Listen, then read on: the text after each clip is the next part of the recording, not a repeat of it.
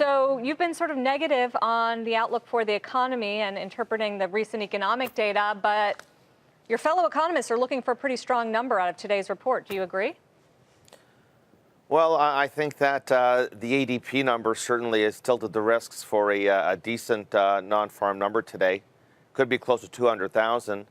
But, you know, you've got two things that go into GDP growth, Sarah. You've got employment and you've got productivity.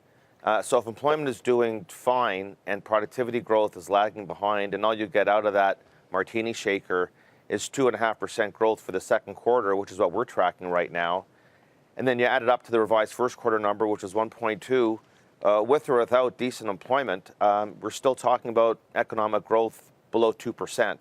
So employment's just one part of the story. And the other thing we have to consider is that employment is classically one of the most lagging indicators. By the time the cycle turns, employment is still rising and then declines. So it's not exactly what I would refer to as a reliable leading indicator. It's more coincident to lagging.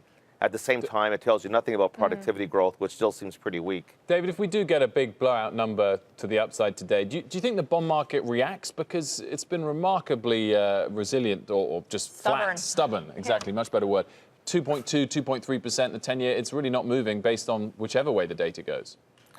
Well, you know, the bond market always seems to get the story correctly from an economic standpoint.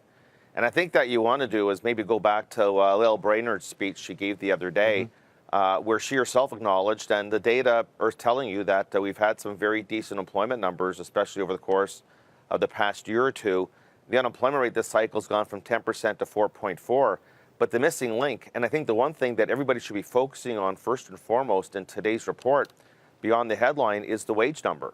Because if you're asking how could it possibly be that we're churning out numbers close to 200,000 unemployment with a four handle, and yet the 10-year note at 2.2%, and that is with no more QE, and with the threat that we're going to start to see the Fed tinker with its balance sheet in the other direction. How is that possible?